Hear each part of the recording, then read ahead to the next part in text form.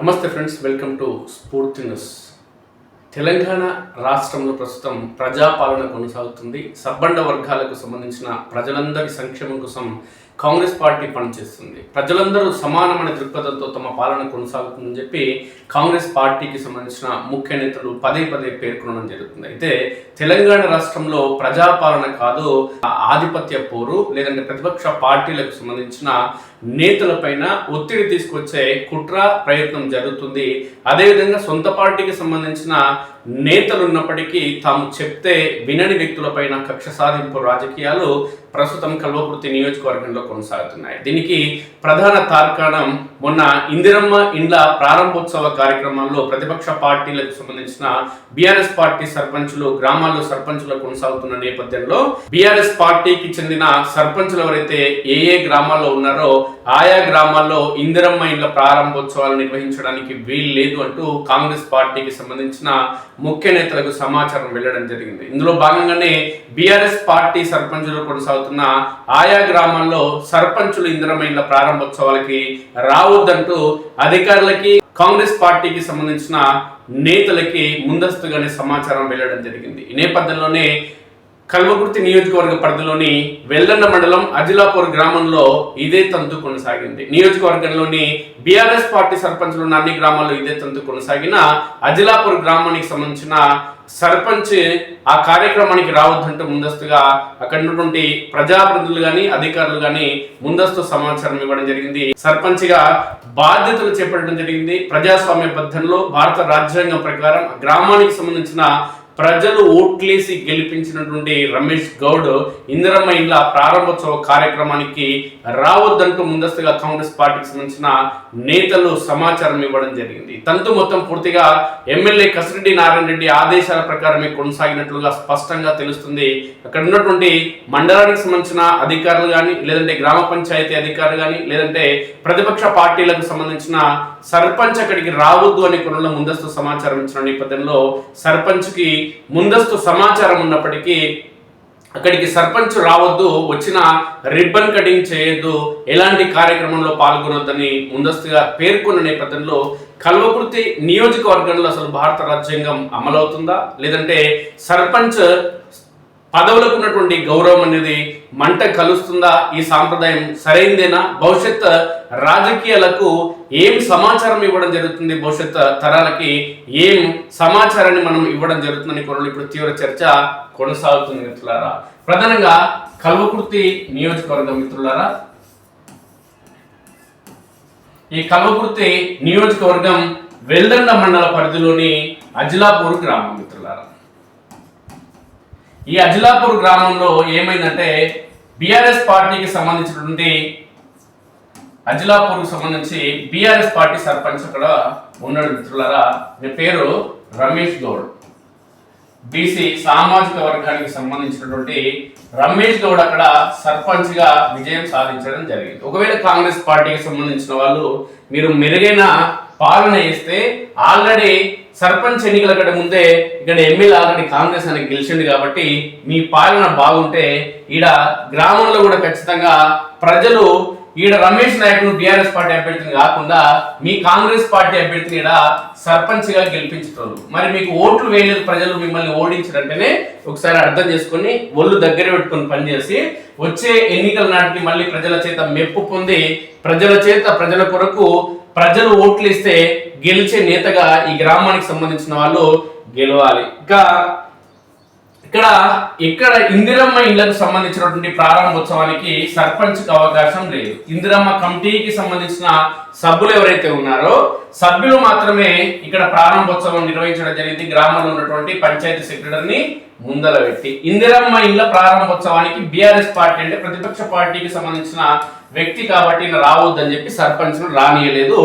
Okay, ఎందుకంటే ఈ ఇందిరమ్మ ఇండ్లకు సంబంధించి ఇక్కడ ఉన్నటువంటి ఎమ్మెల్యే, ఎంపీ, ఎమ్మెల్సీ, అదేవిధంగా సీఎం, మినిస్టర్స్ ఈ ఇందిరమ్మ ఇండ్లను వీళ్ళేమైనా కాంగ్రెస్ పార్టీకి సంబంధించి మా జాగీరు ఇందిరమ్మ ఇండ్లు అని చెప్పుకున్నటువంటి ఈ నాయకులు ఎవరైతే ఉన్నారో ఈ ముఖ్యమంత్రి కానీ మినిస్టర్లు కానీ ఎంపీలు కానీ ఎమ్మెల్సీలు కానీ వీళ్ళందరూ ఏమైనా వీళ్ళ జీతాలు లేదంటే చందాలు ఏమైనా వసూలు చేసి ఇందిరమ్మ ఇల్లు నిర్మించారు మిత్రులారా.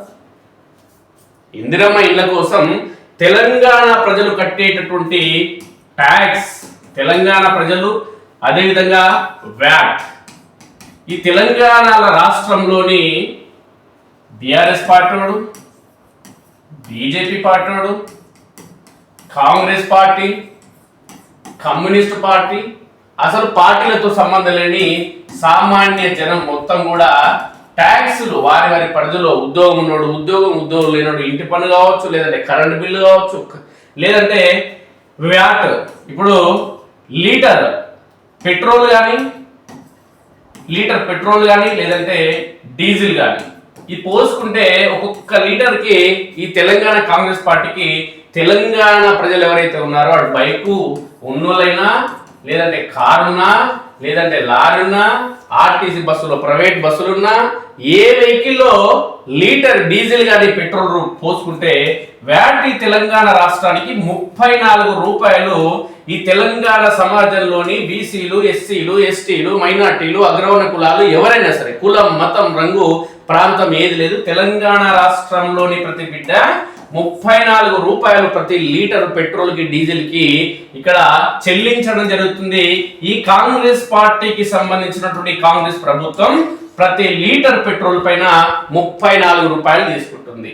అదేవిధంగా ప్రతి తెలంగాణ బిడ్డ అడు ఏ కులమైనా, ఏ మతమైనా, ఏ వర్గమైనా, తెలంగాణ రాష్ట్రంలోని ఏ ప్రాంతమైనా ప్రతి ఒక్కరు కట్టే ట్యాక్స్ ఈ కాంగ్రెస్ ప్రభుత్వానికి పోతుంది. ఈ ట్యాక్స్ కానీ వ్యాట్ కానీ ప్రజలు చెల్లించే పన్నుల నుంచి వచ్చే వాటి నుంచే ఇందిరమ్మ ఇల్లు నిర్మిస్తున్నారు ఈ కాంగ్రెస్ నాయకులు. అది గుర్తుపెట్టుకోవాలి. ఈ కాంగ్రెసులనే కాదు, ఇంతకుముందు కేసీఆర్ నిర్మించినటువంటి డబల్ బెడ్రూమ్ ఇండ్లైనా సరే, ప్రజలు కట్టే డబల్ బెడ్రూమ్ ఇండ్లైనా ప్రజలు కట్టే ట్యాక్స్ల నుంచి, పన్నుల నుంచి, వ్యాట్ల నుంచి ఈ కాంగ్రెస్ ప్రభుత్వం కానీ, లేదంటే ఇతర రాష్ట్రంలో ఉన్నటువంటి బీజేపీ ప్రభుత్వం కానీ, గతంలో ఉన్నటువంటి బీఆర్ఎస్ పార్టీ అయినా, ఇప్పుడు ఉన్నటువంటి కాంగ్రెస్ పార్టీ అయినా, ప్రజా పాలన అయినా, లేదంటే దొరల పాలన అయినా, లేదంటే ఇంకే పాలన అయినా ప్రజల ఈ పాలన అనేది కొనసాగించడం జరుగుతుంది. మరి ఎమ్మెల్యే డబ్బులు జేబులో నుంచి ఇయ్యలే, ఎంపీ జేబులో నుంచి ఇయ్యలే, సీఎం జేబులో నుంచి ఇయ్యలే, మినిస్టర్ జేబులో నుంచి ఇయ్యలే. కానీ ఇందిరమ్మ ఇళ్ళకి మేమే రావాలి, మేమే మా పేరు మాత్రమే ఉండాలడా, మేము మాత్రం రాలే, బీఆర్ఎస్ నో ఛాన్స్ అంటే, బీఆర్ఎస్ నో ఛాన్స్ అంటే మీరు ఏం చేయండి అంటే ట్రస్టులు ఏర్పాటు చేసుకోండి. ఎమ్మెల్యే ఎవరైతే ఉన్నారో కసిరెడ్డి నారాయణ రెడ్డి ఏంటంటే కసిరెడ్డి నారాయణ రెడ్డి ట్రస్ట్ అనేది ఒకటి ఏర్పాటు చేసుకొని ఈ ట్రస్ట్ ద్వారా ఏం చేయాలంటే ఇల్లు కట్టియాలి. ఇల్లు కట్టించి ఒక్కొక్కరికి 5 లక్షలు ఇస్తాడా, 3 లక్షలు ఇస్తాడా ఇవ్వాలి. ఇచ్చి ఏం చేయాలంటే అలా నాయన పేరు మీదనో ఈయన పేరు మీదనో పెట్టుకొని ట్రస్ట్ పెట్టుకొని ఇల్లు కట్టిస్తే ఈ ఇండ్ల దగ్గర ప్రారంభోత్సవాలు, ఇల్లు నిర్మించి ప్రారంభోత్సవాలు చేస్తే ఈ రమేష్ గౌడ్ అనేటువంటి బీఆర్ఎస్ వాడు కానీ, లేదంటే ఎవరైనా బీజేపీ వాళ్ళు ఉంటే, లేదంటే ఇతర పార్టీలు కమ్యూనిస్ట్ పార్టీలు ఎవరైనా మర్చిపోయి ఉంటే వాళ్ళైనా సరే సర్పంచ్లు ఎవరు కూడా రారు. ఎందుకంటే ఇది ప్రైవేట్ కార్యక్రమం. కసిరెడ్డి నారాయణ రెడ్డికి సంబంధించిన ట్రస్ట్ కు సంబంధించిన కార్యక్రమం. ఆయన చెమటోర్చి సంపాదించిన డబ్బు అవుతుంది కాబట్టి, ఈ డబ్బు ఆయన ఇంట్లో నుంచి ఇస్తున్నాడు కాబట్టి ఆ కార్యక్రమం దగ్గరికి వేరే పార్టీ రావడానికి ఆయనకి హక్కు కానీ అర్హత కానీ లేదు. కానీ భారత రాజ్యాంగం ప్రకారం ప్రజలు ఇక్కడ ఉన్నటువంటి ఓటు విధానం, ఓటు హక్కు ద్వారా ప్రజలు ఓట్లేసి గెలిపించినటువంటి సర్పంచ్ ని వాళ్ళ అవమానపరుస్తూ కల్వకుర్తి నియోజకవర్గంలో బీఆర్ఎస్ పార్టీకి సంబంధించిన ఇందిరమ్మ ఇళ్ళ దగ్గరికి రావడానికి అర్హత లేదు, వాడు రావద్దు, ఇవి మా ఇల్లు, ఇందిరమ్మ ఇల్లు మా జాగీర్ అంటే తెలంగాణ సమాజం హర్షించదు. ప్రధానంగా కల్వకుర్తి నియోజకవర్గానికి సంబంధించిన ప్రజలు చాలా అంటే చాలా విఘ్నులు. మీలాంటి రాజకీయ నేతలను చాలా మందిని చూసారు ఇక్కడ ప్రజలు ఖచ్చితమైన దృష్టితో ఆలోచిస్తుంటారు, ఇవన్నీ కూడా గమనిస్తుంటారు. ఎన్నికలు వచ్చినప్పుడు ఎవరికి ఎట్లా సమాధానం చెప్పాలో అట్లా ఖచ్చితంగా సమాధానం చెప్పే తీరుతారు. ఇందుకు ఉదాహరణ ఒకటే చెప్తా. కల్వకుర్తి మున్సిపాలిటీకి సంబంధించినటువంటి నిన్న జరిగినటువంటి ఎన్నికలు ఏవైతే ఉన్నాయో మున్సిపల్ ఎన్నికల్లో పెద్ద పెద్ద తలకాయలు మొత్తం ఖతమైపోయినాయి. మా దగ్గర కోట్ల రూపాయలు ఉన్నాయి, మా చెప్పుకుంటే చరిత్ర అత్యంత పెద్దది, మాలాంటి చరిత్ర ఇంకెవరికి లేదు, నన్ను ఓడొచ్చే దమ్ము ఇంకా ఎవరికి లేదని చెప్పి గప్పాలు కొట్టిన నేతలందరూ కూడా గాల్లో కలిసిపోయారు. మున్సిపాలిటీలో ప్రజలందరినీ గమనిస్తారు. అన్ని పార్టీలో ఉన్నటువంటి బీఆర్ఎస్ కాంగ్రెస్ లీడర్స్ ఎవరైతే ఉన్నారో ఈ గప్పాలు కొట్టి మూతవర్ల మేమే నడిపించే నాయకులు మేమే, ఎమ్మెల్యే నడిపిస్తుంది మేమే అని చెప్పిన వాళ్ళని, లేదంటే గతంలో ఉన్నటువంటి ఎమ్మెల్యేని గెలిపించింది మేమే అని చెప్పిన వాళ్ళని అందరినీ కథం పెట్టి సామాన్యులు అయితే ఎవరైతే ఉన్నారో, రాజకీయాల కొత్తలు ఎవరైతే ఉన్నారో వాళ్ళందరినీ కూడా గెలిపించింది కల్వకుర్తి ప్రజలు. కాబట్టి ఇలాంటి కల్వకుర్తి ప్రజల దగ్గర మీరు డ్రామాలు ఆడితే ఖచ్చితంగా దెబ్బతినడం ఖాయం. కాబట్టి ఒక మంచి ఆలోచనతో ఏదైతే రాజకీయాలు కల్వకుర్తి నియోజకవర్గంలో కొనసాగుతున్నాయో అవే ఆలోచనతోని భవిష్యత్తులో కూడా ఖచ్చితంగా ఒక మంచి సంప్రదాయంగా ఖచ్చితంగా ఇక్కడ రాజకీయాలు చేయాలి తప్ప మేము ప్రతిపక్ష పార్టీ లేదంటే మాకు ఆపోజిట్ వ్యక్తి కాబట్టి మేము ఖచ్చితంగా వాళ్ళని అడ్డుకుంటాం, మేము ఆరాధిస్తామని ముందరకెళ్తే మాత్రం ఖచ్చితంగా ఇది సరైన పద్ధతి కాదు. ఇవాళ ఒకటి మిత్రులారా, అజిలాపూర్ గ్రామంలో సర్పంచ్గా గెలిచినటువంటి రమేష్ గౌడ్ ఇవాళ ఇందిరా మిల్ల కార్యక్రమానికి రాలేదు. ఎందుకు అని అంటే ఈయన బీఆర్ఎస్ పార్టీ కాబట్టి రానియలే. ఇవాళ కాంగ్రెస్ పార్టీ వల్ల అధికారం ఈడ కొనసాగిస్తుంది. కాంగ్రెస్ పార్టీ ఎమ్మెల్యే ఈడ ఉన్నాడు కాబట్టి ఈ బీఆర్ఎస్ పార్టీ సర్పంచ్ అనరుడు అని చెప్పి వాళ్ళు నిర్ణయించుకోవడం జరిగింది. ఒకవేళ దే కసిరెడ్డి నారాయణ రెడ్డి 2023 అసెంబ్లీ ఎన్నికల వరకు బీఆర్ఎస్ పార్టీలో ఉండే, ఇలా బీఫామ్ రాలేదు కాబట్టి ఆయన కాంగ్రెస్ లోకి జంప్ అయ్యాడు. ఓకే, అది ఆయన వ్యక్తిగతం, జంప్ అయ్యింది, ఆయన గెలిచాడు. బీఆర్ఎస్ పార్టీలో కూడా ఆయనకి బీఫామ్ వస్తే గెలిచేటోడే, దాంట్లో డౌట్ లేదు. ఎందుకంటే ఎమ్మెల్సీ ఉన్నప్పటికీ ఆయనకి అంత క్లీన్ చిట్ ఉండే, దాంట్లో డౌట్ లేదు. విద్యావంతుడు, మేధావి, కల్వకుర్తికి కేఎల్ఐస్ పూర్తి చేసి నీళ్లు తీసుకొచ్చిండు, దాంట్లో డౌట్ లేదు. అనేక మంది ప్రజలకు సీఎం రిలీఫ్ ఫండ్ ఇచ్చిండు, ఆర్థికంగా చాలా మందిని ఆదుకున్నాడు. ఆయనకంటూ ఒక క్యాడర్ ఏర్పాటు చేసుకుంటూ దాంట్లో డౌట్ లేదు, ఏది ఎమ్మెల్సీగా ఉన్న రోజులు. కానీ ఎమ్మెల్యే అయిన తర్వాత కాంగ్రెస్ పార్టీలోకి వచ్చిన తర్వాత ఆయన కథా కమిషన్ మొత్తం మారిపోయింది. ఇవాళ రమేష్ గౌడ్ను అజిలాపూర్ గ్రామంలో సర్పంచ్ అయినప్పటికీ కూడా ఆయనకి కనీస గౌరవం లేకుండా ఆయనని ఇందిరమ్మ ఇళ్ల ప్రారంభోత్సవానికి రానియలే. కానీ ఇదే కసిరెడ్డి నారాయణ రెడ్డి ఒకవేళ కసిరెడ్డి టిఆర్ఎస్ పార్టీ నుంచి బీఫామ్ వచ్చింటే ఈయన బీఆర్ఎస్ పార్టీ నుంచి గెలిచినోడు, ఖచ్చితంగా గెలిచినోడు. ఎందుకంటే ఆయనకు గెలిచి దమ్ము ఉండే 2023 అసెంబ్లీ ఎన్నికల్లో. ఒకవేళ ఈయన టిఆర్ఎస్ పార్టీ నుంచి ఎమ్మెల్యే అయి ఉండి కసిరెడ్డి నారాయణ రెడ్డి ఈయన ఎమ్మెల్యే గెలిచి ఇవాళ కాంగ్రెస్ పార్టీ అధికారంలో ఉంది కాబట్టి కాంగ్రెస్ పార్టీకి సంబంధించి ఇక్కడ TRS party Kasireddy TRS party తరఫున ఇవాళ ఉండుంటే, బీఆర్ఎస్ పార్టీ తరఫున ఎమ్మెల్యేగా ఉండుంటే కాంగ్రెస్ పార్టీ అధికారంలో ఉంది కాబట్టి కసిరెడ్డితో ఇందిరమ్మ ఇళ్ల నిర్మాణ పనులు ప్రారంభోత్సవాలు కాకుండా పక్క ఎమ్మెల్యే అచ్చపేట, ఉదాహరణకి అచ్చపేట ఎమ్మెల్యే ఏసీపేటకి సంబంధించినటువంటి కాంగ్రెస్ పార్టీ ఎమ్మెల్యే ఉన్నాడు వంశకృష్ణ కాబట్టి ఆయనతో ఈ ఇందిరమ్మ ఇల్లు కల్వకుర్తి నియోజకవర్గంలో ప్రారంభించిన ఎన్జికేఎల్ నాగర్ కర్నూలుకు సంబంధించినటువంటి ఎమ్మెల్యే రాజేష్ రెడ్డితోని ఇక్కడ ఇందిరమ్మ ఇల్లు ప్రారంభించిన, లేదంటే జిల్లా మంత్రి జూపల్లితో ఇక్కడ ఇందిరమ్మ ఇల్లు ప్రారంభించిన కసిరెడ్డి నారాయణ రెడ్డికి ఎట్లుండేది ఒకసారి అర్థం చేసుకోండి. పార్టీ వేరని చెప్పి నియోజకవర్గంలో ఎమ్మెల్యేగా ఉన్నా కొనసాగుతున్నా, పక్క పార్టీ అని చెప్పి నేను ప్రారంభోత్సవానికి పిలువకుంటే కసిరెడ్డి నారాయణ రెడ్డి పరిస్థితి ఎట్లా ఉండేది, తల ఎక్కడ పెట్టుకున్నట్టు. ఇలా గ్రామాల్లో కూడా బీఆర్ఎస్ పార్టీకి సంబంధించిన సర్పంచ్లు కూడా అదే ఆవేదన వ్యక్తం చేయడం జరుగుతుంది. మీలాగా ఇక్కడ బీఫామ్ రాలేదని చెప్పి బీఆర్ఎస్ నుంచి కాంగ్రెస్ పార్టీకి మీరు పోయారు, అది మీ వ్యక్తిగతం. ఎందుకంటే అలా ఉన్నా మీకు బీఫామ్ రాలేదు. నిజంగా చెప్పాలంటే బీఆర్ఎస్ పార్టీ తరఫున ఉంటే మీకు అన్యాయం జరిగింది, బీఫామ్ ఇవ్వలేదు, ఓడిపోయేటోళ్ళకి బీఫామ్ ఇచ్చారు, గెలిచడానికి ఇవ్వలేదు కాబట్టి ఆ పార్టీ గల్లంతా అయిపోయింది. కానీ మీరు ఈ పార్టీలోకి వచ్చి గెలిచారు, అది వేరే విషయం. రాజకీయంలో ఇవన్నీ సర్వసాధారణం. కానీ ఇవాళ మీరు పోయిన మాదిరి, పార్టీ మారిపోయిన మాదిరి కల్వకుర్తి నియోజకవర్గంలో ఉన్నట్టు సర్పంచులు కూడా మారి వస్తలేరనే కోణంలో మీరు అనుకుంటే అది సరైన పద్ధతి కాదు. ప్రతి ఒక్కరికి ఎవరికి వారి విధానంలో వాళ్ళకంటూ ఒక ఆలోచనలు ఉంటాయి, ముందు చూపు ఉంటాయి, వాళ్ళ భవిష్యత్తు వాళ్ళకు ఉంటుంది. కాబట్టి మీరు పార్టీ మారి అని చెప్పి అందరూ పార్టీ మారాలనేది సరైన పద్ధతి కాదు.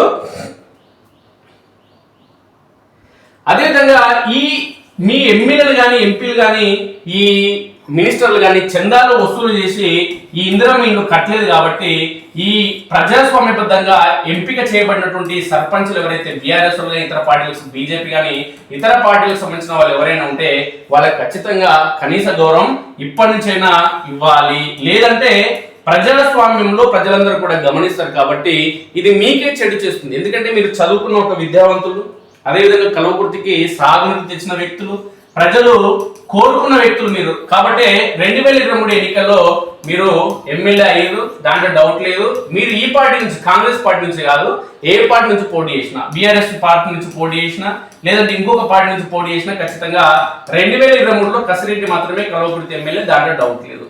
కానీ మీరిప్పుడు చేసే పనుల వల్ల 2029 ఎన్నికల్లో కసిరెడ్డి అనే వ్యక్తి బీజేపీ నుంచి చేసినా మర్చిపోయి, లేదంటే మళ్ళా బీఆర్ఎస్ లోకి వచ్చి బీఆర్ఎస్ నుంచి చేసినా, లేదంటే ఇప్పుడు ఉన్నటువంటి కాంగ్రెస్ పార్టీ నుంచి పోటీ చేసినా మీ గెలుపు చాలా కష్టము. ఆల్రెడీ మీ గ్రాఫ్ అనేది పోయింది, ఏదికి కిందికి పడిపోయింది ఆల్రెడీ. ఆ పడిపోయిన ఆ గ్రాఫ్ అధపాతాళంలోకి పడిపోకుండా చూసుకోండి. ఎందుకంటే సమయం ఇంకా సగం ఉంది కాబట్టి, సగం అయిపోయింది కాబట్టి ఈ సమయం నుంచి అయినా ప్రజలందరితో కలవండి. నష్టం లేదు ప్రజలందరితో కలిస్తే. ఎందుకంటే ఈ కల్వకుర్తి నియోజకవర్గం అంటే ఒక ఇంటికి తండ్రి ఎట్లా పెద్దనో, ఒక తల్లి ఎట్లా పెద్ద ఉంటుందో, ఈ నియోజకవర్గంలోని ప్రజలందరికీ కూడా మీరు తండ్రి లాంటి వారు, లేదంటే పెద్దరికం ఉన్నవాళ్ళు. కసిరెడ్డి నారాయణ రెడ్డి కాంగ్రెస్ పార్టీ ఎమ్మెల్యేనే, ఎవరు కూడా కాదంటలేడు. కానీ కాంగ్రెస్ పార్టీ ఎమ్మెల్యేనే. కానీ ఒకటి గుర్తించుకోవాలంట, కేవలం కాంగ్రెస్ పార్టీకి మాత్రమే ఎమ్మెల్యే కాదు.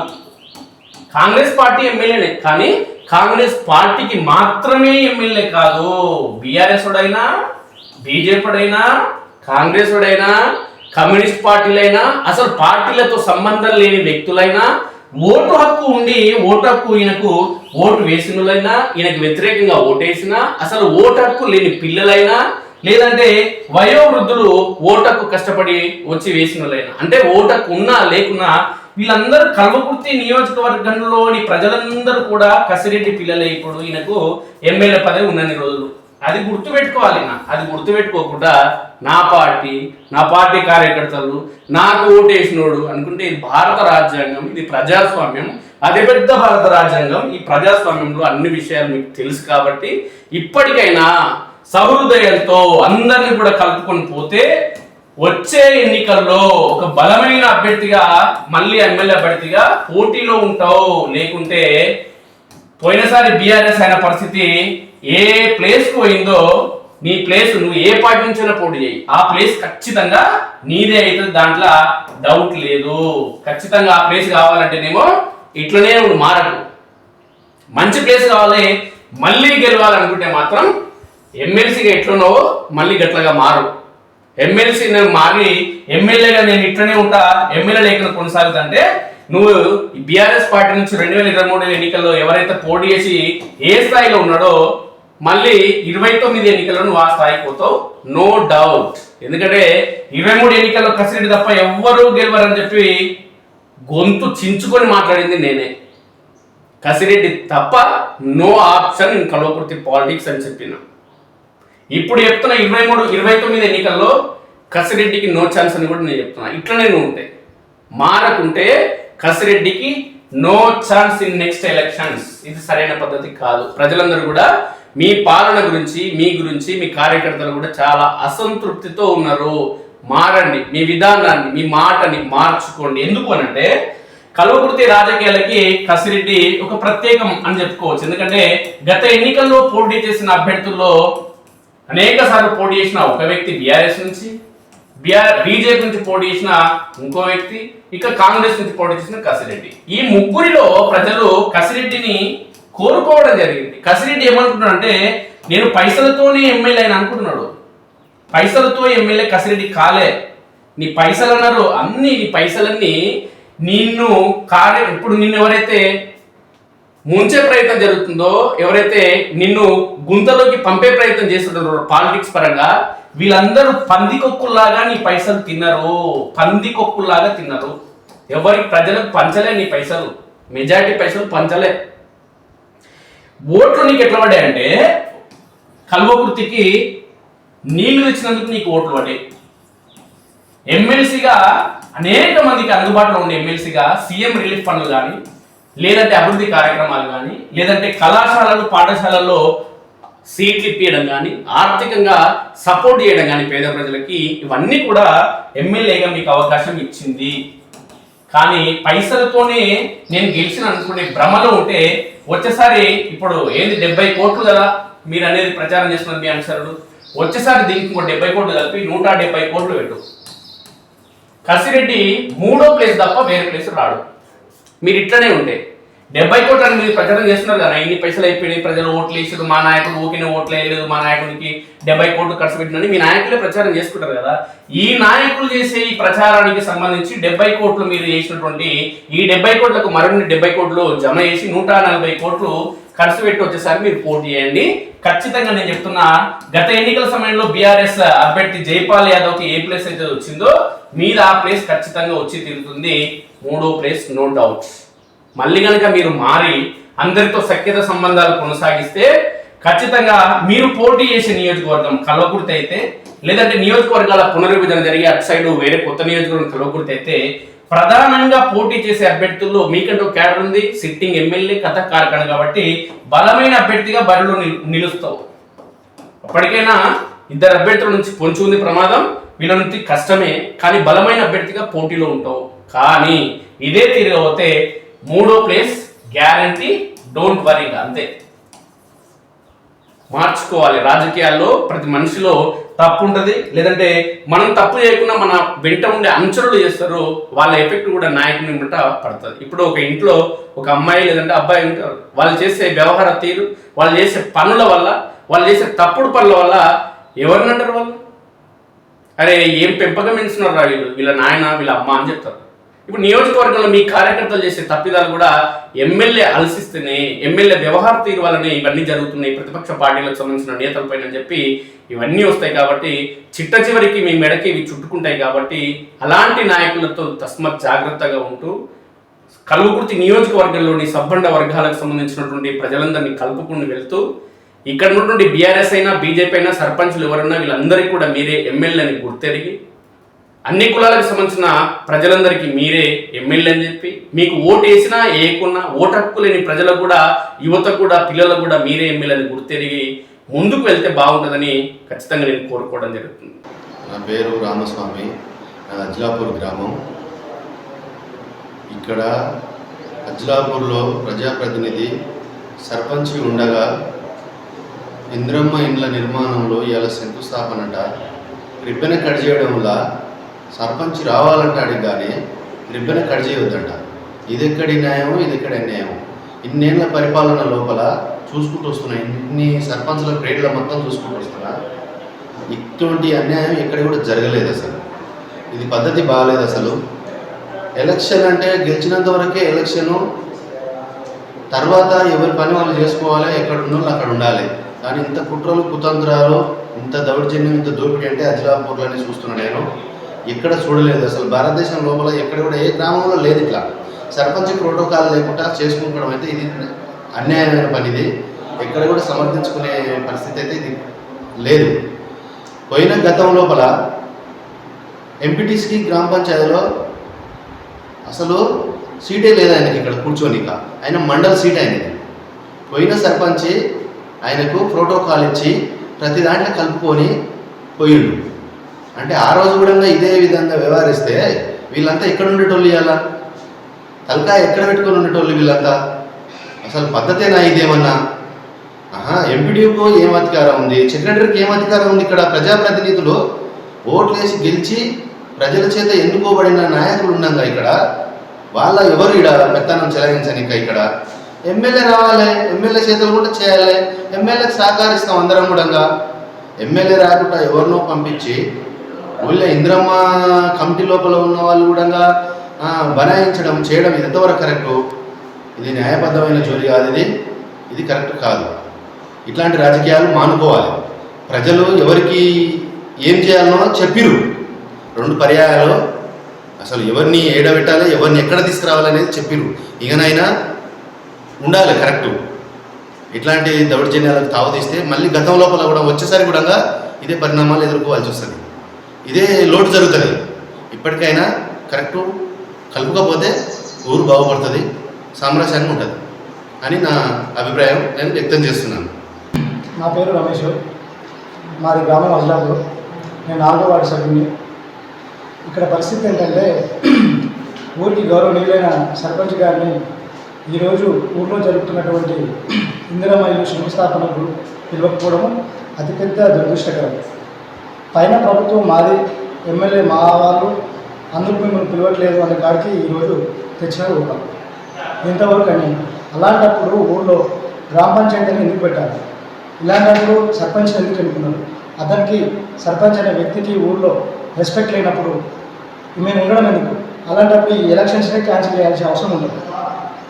కాబట్టి ఇప్పటికైనా మీరు ఈ దొంగ రాజకీయాలు మానుకొని ఊళ్ళో ఉన్నటువంటి ప్రోటోకాల్ వార్డు సభ్యులు కానీ సర్పంచ్ కానీ ఆ పాత మాజీ సర్పంచులు కానీ వాళ్ళందరూ పిలిపించి ఊరి సమస్య ఊరు ఏంటి, ఊరికి వచ్చిన ఇల్లు ఓన్లీ మీ ప్రభుత్వం అంతమంది ప్రభుత్వాలు కూడా ఇచ్చింది, ఇది మీ ఒక్క ప్రభుత్వం ఇవ్వలేదు. దయచేసి ఇవి మీరు మానుకొని ఇక్కడ ఉన్న ప్రోటోకాల్ ఏంటి, సర్పంచ్ కానీ వార్డు మెంబర్లు కానీ మీద జరగబోయే కార్యక్రమాలకు కూడా మాకంటూ ఒక ప్రత్యేకత ఉంది. కాబట్టి దాన్ని దృష్టిలో ఉంచుకొని మీరు ఇలాంటి తప్పులు మళ్ళీ జరగకుండా చూసుకోవాల్సిన అవసరం మీకు ఉంది కాబట్టి చెప్తున్నాను. 9వ వార్డు నెంబర్ని ఈ ఊళ్ళో ఇందిరమ్మ ఇల్లు వస్తుంటే మా సర్పంచ్ గురించి ఏమి రిబ్బన్ కట్ చేయాలంటే కూడా మా సర్పంచ్ వద్దంటారు. మేము కూడా వార్డు నెంబర్లు కూడా మాకు సమక్ష లేరు, చెప్తలేరు, మాకు ఏది లేకుండా మేమే కట్ చేసుకుంటామని వాళ్ళు సర్పంచ్ వద్దని అటు ఇటు కాకుండా వద్దని మేమే కట్ చేసుకుంటామని పోయి చేసుకొని కూడా మేము కూడా వాళ్ళ ఇష్టం, మాకు అవసరం లేదు, మేము నిలబడ్డాము. మాకు ఏనాటి ఏదో రేపు ఏదైనా వచ్చినా కానీ మాకు ఇదే నడుస్తుంది. మాకు ఇటువంటి సమక్షంలో మా తాన చాలా నడుస్తుంది. మా అజలాపూర్ విషయంలో ఎమ్మెల్యే గారు, అదేవిధంగా ఎంపీడీఓ గారు మరియు గ్రామ సెక్రటరీ గారు కలిసి డ్రామాలు చేస్తున్నారు. మా సర్పంచ్ గారు మీద కుట్రలు చేస్తున్నారు. దేనికంటే ఈరోజు గ్రామ పంచాయతీ సర్పంచ్ ఉండగా కూడా వాళ్ళు ఈ బీఆర్ఎస్ పార్టీ అని వాళ్ళు చేయొద్దని, తర్వాత మా కాంగ్రెస్ వాళ్ళు ఇచ్చిండ్రు, మా కాంగ్రెస్ పార్టీలో వచ్చిన ఇల్లు మేమే చేస్తామని, ఇది ఎక్కడి న్యాయము వీళ్ళు ఇట్లా మాట్లాడడం కరెక్టేనా, వీళ్ళు ఇట్లా మాట్లాడడం ఇది కరెక్ట్ కాదని మేము దీన్ని ఖండిస్తున్నాం. మరియు అదేవిధంగా మరి పోయిన టర్మ్లో మా సర్పంచ్ బీఆర్ఎస్ సర్పంచ్ ఉన్నాడు, ఎంపీటీసీ మా కాంగ్రెస్ ఎంపీటీసీ ఉన్నారు. మరి వాళ్ళని మేము కలుపుకపోయినాము, అన్ని విధాల ప్రోటోకాల్ ఇచ్చినాము, అన్ని విధాల వాళ్ళు సదరకపోయినాము. మరి వీళ్ళెందుకు మా మీద కక్ష కడుతున్నారు? మరి ఏం చేద్దామనుకుంటున్నారు వీళ్ళు? ఇదేందో మాకు అర్థమవుతలేదు. మరి ఈ రోజంతా కలిసిపోవాలని మేము అనుకుంటున్నాము, వాళ్ళేమో మిమ్మల్ని రానియము చేయలేము అని వాళ్ళు కుట్రలు చేస్తున్నారు. దయచేసి ఇట్లాంటి కుట్రలు బంద్ చేసుకోండి. ఇది ఒక 5 ఏళ్ల రాజకీయము, ఎప్పటికీ శాశ్వతాలు కావు, ఈ బంద్ చేసుకోమని కోరుకుంటున్నాను. ప్రజలను కూడా ఒకటి కోరుచున్నా, ఏంటంటే ఈ గ్రామాలలో జరిగేటివి మీరు కూడా గమనించాలని ప్రజలకు నేను విజ్ఞప్తి చేస్తున్నా.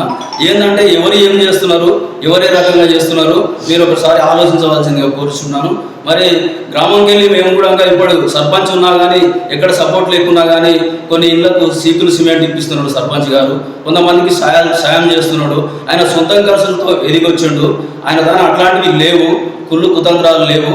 కాబట్టి ప్రజలు కూడా గమనించాలని కోరుకుంటున్నాం. మా అజ్లాపూర్ గ్రామంలో ఇందిరమ్మ ఇండ్ల గృహప్రవేశానికి సర్పంచ్లని అవమానించడం జరుగుతుంది. గతంలో ఏ పార్టీలో ఉన్నా బీఆర్ఎస్ పార్టీ అందరినీ కలుపుకొని అందరికి పనులిచ్చి అందరినీ మంచిగా చూస్తున్న పార్టీ బీఆర్ఎస్ పార్టీ. ఇప్పుడు ఈ ఎమ్మెల్యే గారు ఎక్కడైతే బీఆర్ఎస్ పార్టీ సర్పంచ్లు ఉన్నారో వారి దగ్గర అక్కడ ఇందిరమ్మ కమిటీతోటి గృహప్రవేశాలు చేయిస్తున్నారు. ఇది ఎంతవరకు కరెక్టు?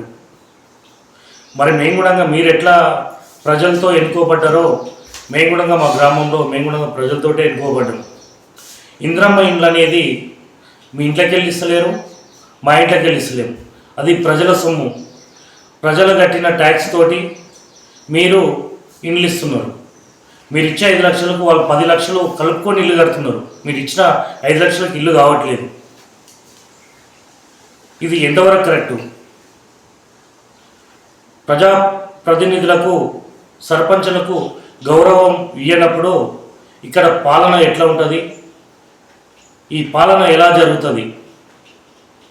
మరి ఈ కాంగ్రెస్ గవర్నమెంటు ఇలా చేయడం తప్పు అనేది నేను తెలియజేస్తాను.